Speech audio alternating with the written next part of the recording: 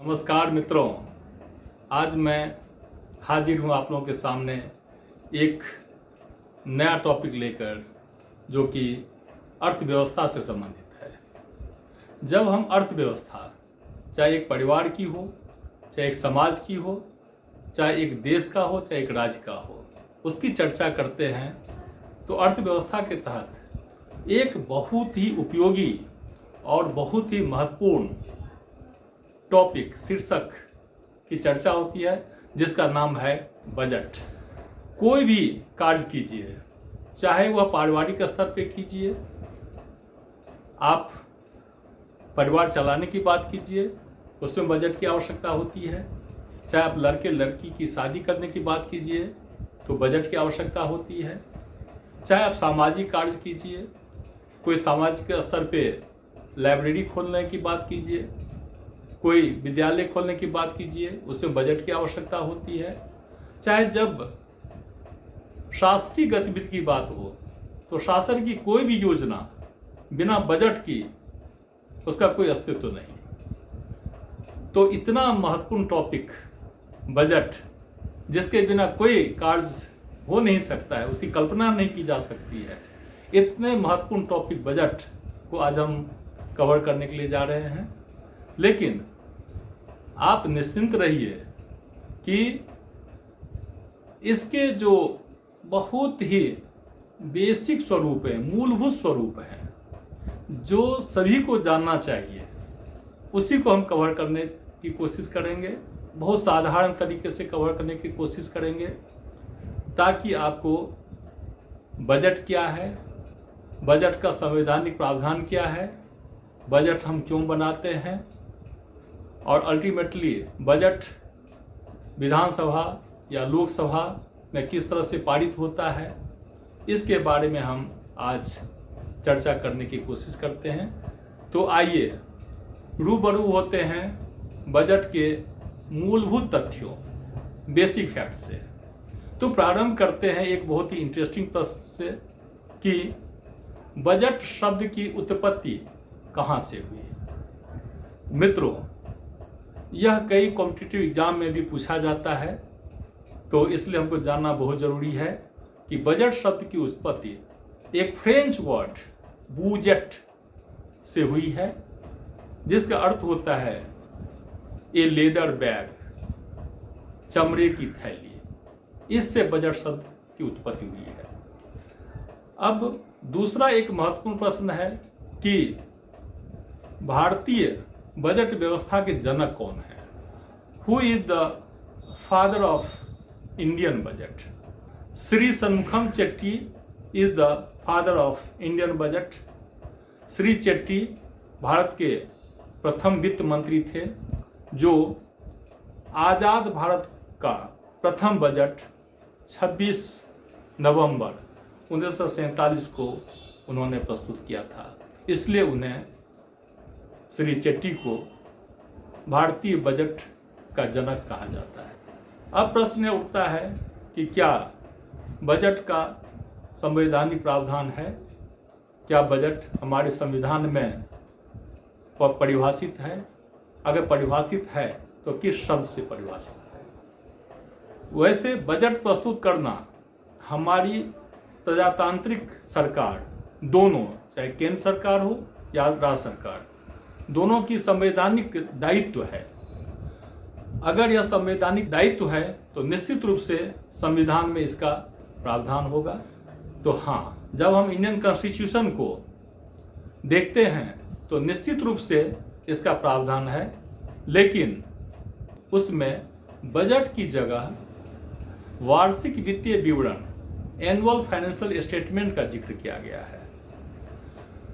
Indian constitution का अध्ययन करने पर हम पाते हैं कि कम से कम 3 महत्वपूर्ण अनुच्छेद हैं, आर्टिकल्स हैं, जहां पे बजट से संबंधित विवरण दिए गए हैं। पहला और सबसे महत्वपूर्ण आर्टिकल इंडियन कॉन्स्टिट्यूशन में 112 है। आर्टिकल 112 में इस तरह का प्रावधान है कि the president shell in respect of every financial year cause to be laid before the parliament annual financial statement। यह यूनियन बजट को परिभाषित करता है। जहाँ तक राज्य सरकार के बजट की बात है तो इसके लिए एक सेपरेट अनुच्छेद जिसकी संख्या है 202, उसमें प्रावधान किया गया है कि राज्य का वार्षिक वित्तीय विवरण को प्रस्तुत किया जाएगा। साथ ही एक तीसरा अनुच्छेद जो आर्टिकल 266 कहते हैं, उसमें इस तरह का प्रावधान है कि no expenditure can be incurred except with the authorisation of the legislature. यहाँ पे विधायिका को खर्च करने के लिए ऑथराइज किया गया है। यह शो करता है कि बजट पर हमारे जनप्रतिनिधि मीन्स संसद का या विधानसभा का नियंत्रण है। अर्थात बजट संसद द्वारा केंद्र के लिए तथा विधानसभा के द्वारा राज्य के लिए पारित किया जाता है। अब आते हैं कि इतने महत्वपूर्ण बजट, उसका क्या परिभाषा हो सकती है। तो डेफिनेशन ऑफ बजट, आप डेफिनेशन खोजने के लिए जाएंगे तो सैकड़ों परिभाषाएं आपको मिलेंगे, परंतु सबसे शॉर्ट एंड स्वीट परिभाषा हम कह सकते हैं कि एक वित्तीय वर्ष के अंतर्गत सरकार के आय रिसिप्ट्स एंड व्यय एक्सपेंडिचर से संबंधित अनुमान एस्टिमेट को बजट कहते हैं। आप बजट को दूसरे तरीके से भी परिभाषित कर सकते हैं कि total expected receipts and total expected expenditure in a financial year is called budget. मित्रों, अब हम आते हैं कि बजट की विशेषताएं क्या है, what are the features of a budget. तो सबसे पहले हमने देखा कि बजट एक वित्तीय वर्ष के लिए होता है। आप जानते हैं कि वित्तीय वर्ष कैलेंडर ईयर से अलग होता है। कैलेंडर ईयर जहां 1 जनवरी से प्रारंभ होकर 31 दिसंबर को समाप्त हो जाता है, लेकिन फाइनेंशियल ईयर 1 अप्रैल से प्रारंभ होकर नेक्स्ट ईयर के 31 मार्च को समाप्त होता है। तो बजट एक फाइनेंशियल ईयर के लिए होता है। दूसरी बात है कि बजट हमेशा आने वाले वर्ष के लिए उसको पहले ही बना लिया जाता है। अर्थात जितने आय होने होते हैं वो संभावित आय होते हैं, एक्सपेक्टेड रिसीट, और जो व्यय उसमें दर्शाए जाते हैं वह एक्सपेक्टेड एक्सपेंडिचर होते हैं जो पूरे फाइनेंशियल ईयर के लिए अनुमानित होते हैं। Budget includes the estimate of all incomes और receipts of all the departments तथा it also include estimated all expenditure to be incurred by all the departments of the government। तो हम कह सकते हैं कि budget includes both revenue account and capital account। revenue account से आशय है इसमें revenue receipts and revenue expenditure इसकी बात होती है, और revenue receipt and revenue expenditure यह रेकरिंग नेचर के होते हैं। साथ ही बजट में capital account includes capital receipt and capital expenditure.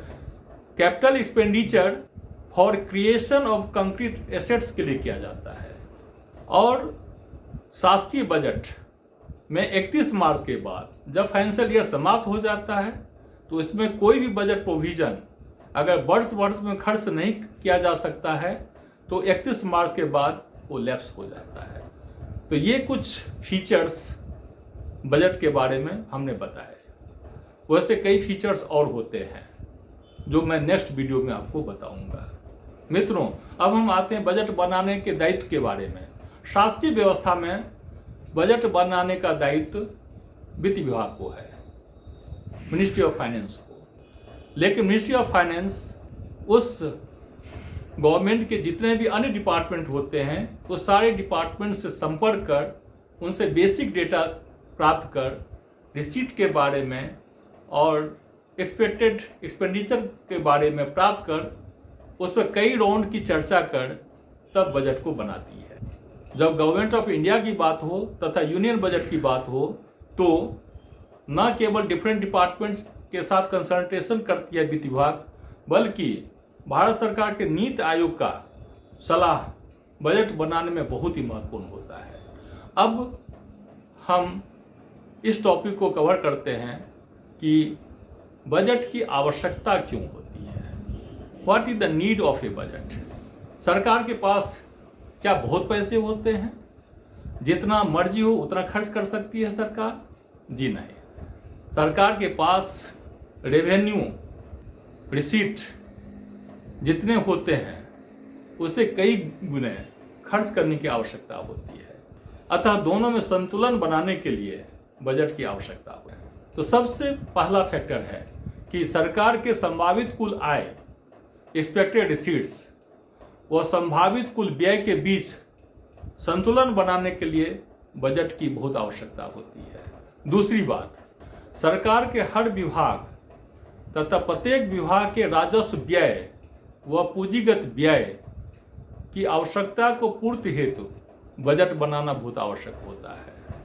तीसरी बात, सरकार की आय की स्रोत लिमिटेड है जबकि व्यय की आवश्यकता बहुत होती है। दोनों के मध्य एक संतुलन स्थापित करने के लिए बजट की महती भूमिका होती है। चौथी बात, सरकार वोट बैंक बनाने के लिए कई बार लोक लुभावना पॉपुलिस्ट बजट बनाने की कोशिश करती है, जिसमें संभावित आय की अपेक्षा संभावित व्यय में ज्यादा प्रावधान करने की कोशिश करती है। बजट और संतुलन को रोकने के लिए भारत सरकार तथा राज्य सरकारों द्वारा एक एक्ट को पारित किया गया है जिसका नाम है FRBM act, means fiscal responsibility and budget management act. इसमें इस तरह का प्रावधान किया गया है कि सरकार के एक्सपेक्टेड आय तथा सरकार के एक्सपेक्टेड व्यय के बीच में संतुलन रखा जाए। अगर डेवलपमेंटल एक्टिविटीज के लिए कुछ पब्लिक बोरोइंग की आवश्यकता भी हो तो उसकी सीमा को एक तय सीमा के अंतर्गत रखा जाए ताकि ओवरऑल फाइनेंशियल प्रूडेंस को मेंटेन किया जा सके। अब आते हैं कि पार्लियामेंट में यूनियन बजट को किस तरह से पारित कराया जाता है। तो सबसे पहले हम देखते हैं कि यूनियन बजट को पार्लियामेंट के लोकसभा में किस तरह से प्रस्तुत किया जाता है। मित्रों, date of presentation of union budget Bharat के प्रेसिडेंट के द्वारा तय किया जाता है। हमारे देश में 2017-18 की वित्तीय वर्ष से date of presentation of union budget के बारे में परिवर्तन किया गया है। नए व्यवस्था के तहत अब वित्त मंत्री द्वारा भारत के पार्लियामेंट के लोकसभा में 1 फरवरी को प्रत्येक साल union budget next financial year के लिए प्रस्तुत किया जाता है। यह प्रावधान इसलिए किया गया है ताकि पूरे फरवरी माह और पूरे मार्च माह बजट को प्रेजेंट करना, बजट पे डिस्कशन करना, बजट पे वोटिंग करना, पार्लियामेंट द्वारा पास करना, उसको सफिशिएंट समय मिल सके और इस बजट को 1 अप्रैल से लागू की जा सके। तो 1 फरवरी और 1 अप्रैल के बीच में 2 माह का समय मिल सके, इसलिए यह परिवर्तन किया गया है। तो जैसा मैंने कहा कि बजट को वित्त मंत्री के द्वारा 1 फरवरी को लोकसभा में एक बजट स्पीच के तहत प्रस्तुत किया जाता है। यह presentation of union budget in Lok Sabha कहा जाता है। साथ ही 2017-18 से एक और परिवर्तन जनरल बजट और रेल बजट को लेकर के किया गया है भारत सरकार के द्वारा। 2017-18 से पूर्व रेल बजट को एक सेपरेट बजट के रूप में प्रस्तुत किया जाता था, लेकिन वित्तीय वर्ष 2017-18 से भारतीय रेल बजट को यूनियन बजट के साथ ही लोकसभा में प्रस्तुत कर दिया जाता है। मित्रों, अभी तक हमने यूनियन बजट के बारे में तथा उसके जो कॉमन फीचर्स हैं उसके बारे में जाना है। अब हम इसके कुछ विशेष पहलुओं के बारे में चर्चा करते हैं। एक्चुअली यूनियन बजट दो महत्वपूर्ण बिल से मिलकर के बने होते हैं। First one is appropriation bill and second one is finance bill. Appropriation bill को हिंदी में विनियोग विधेयक कहते हैं तथा फाइनेंस बिल को वित्त विधेयक कहते हैं। एप्रोप्रिएशन बिल और फाइनेंस बिल के बारे में डिफरेंट कॉम्पिटिटिव एग्जाम में बहुत सारे क्वेश्चन पूछे जाते हैं, तो इसलिए कृपया इसे ध्यानपूर्वक सुनिए। एप्रोप्रिएशन बिल का पर्पस होता है to authorise government to incur expenditure from consolidated fund of union. इसे कब पेश किया जाता है?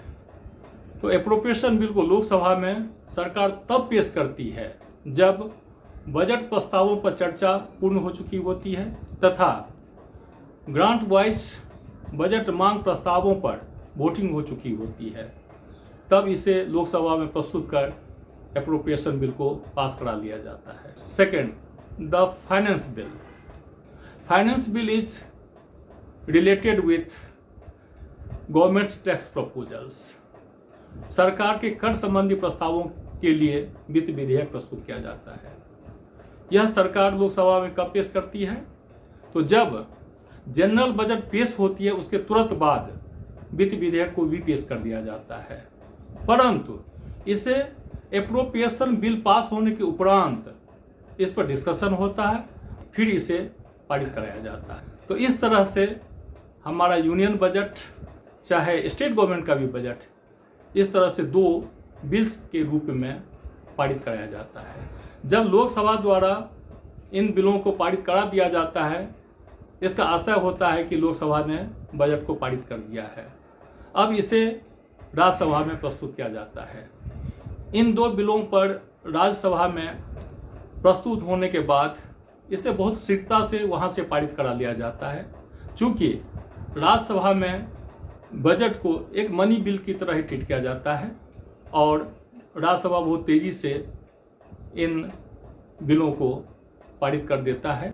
जब हमारा बजट लोकसभा और राज्यसभा मतलब संसद से पारित हो जाता है, इस पे कॉन्सेंट के लिए भारत के महामहिम राष्ट्रपति के पास भेजा जाता है और प्रेसिडेंट ऑफ इंडिया के द्वारा सभी बिलों पर कॉन्सेंट दिया जाता है और इस कॉन्सेंट प्राप्त के बाद ये बिल लॉ में, एक्ट में परिवर्तित हो जाता है, जिसे हम यूनियन बजट को पारित होना कहते हैं। तो आज हमने बजट के बारे में एक सामान्य परिचर्चा पर जानकारी प्राप्त किया, जिसके तहत हमने आज मुख्य रूप से बजट का क्या महत्व है, बजट शब्द की उत्पत्ति कैसे हुई, भारतीय बजट के जनक कौन है, बजट का संवैधानिक प्रावधान क्या है, बजट की एक परिभाषा क्या है, बजट की विशेषताएं क्या हैं, बजट बनाने का दायित्व किस तरह से वित्त विभाग के ऊपर में होता है, बजट बनाने की आवश्यकता क्या है और भारत में बजट का लोकसभा में प्रस्तुत करने का तरीका, राज्यसभा में प्रस्तुत करने का तरीका क्या है, उसे किस तरह से पारित कराया जाता है, किस तरह से रेल बजट को भी यूनियन बजट के जनरल बजट के साथ मर्ज कर दिया गया है और विनियोग विधेयक तथा वित्त विधेयक किस तरह से पारित होता है और अंत में महामहिम राष्ट्रपति महोदय का किस तरह से कॉन्सेंट प्राप्त करके बजट पारित माना जाता है। हम अगले वीडियो में बजट से संबंधित खास करके FRBM act, physical responsibility and budget management act के बारे में डिटेल में हम कवर करेंगे। वह भी बहुत महत्वपूर्ण टॉपिक है। तो मित्रों, इस वीडियो को आप सुने इसके लिए तहे दिल से शुक्रिया। इसे आप लाइक करना, सब्सक्राइब करना नहीं भूलेंगे। तब तक के लिए नमस्कार, जय Hind. Self study is pillar of success by S. Jha. S Jha additional director finance हैं छत्तीसगढ़ वित्त सेवा में। इन्होंने बनारस हिंदू विश्वविद्यालय से एग्रीकल्चर साइंस में ग्रेजुएशन किया है और कृषि अर्थशास्त्र में पोस्ट ग्रेजुएशन किया है। इसके बाद जब जवाहरलाल नेहरू विश्वविद्यालय में सोशियोलॉजी में पीजी कर रहे थे, तभी मध्य प्रदेश सिविल सर्विस में सफल होकर ज्वाइन किया। सर्विस करने के दौरान LLB भी किया। Professional trainer in financial rules के रूप में IPS को PHQ में और सिविल सर्वेंट्स के कई बैच को academy of administration Nimora Raipur में ट्रेनिंग देने का अनुभव है और कई महत्वपूर्ण विभागों में जैसे कि AIIMS Raipur, DGP office, police मुख्यालय, विकास प्राधिकरण, मुख्यमंत्री सचिवालय, प्रशासन अकादमी, जनसंपर्क विभाग, छत्तीसगढ़ कामधेनु, आयुष एवं इंदिरा गांधी कृषि विश्वविद्यालय में फाइनेंशियल एडवाइजर रह चुके हैं।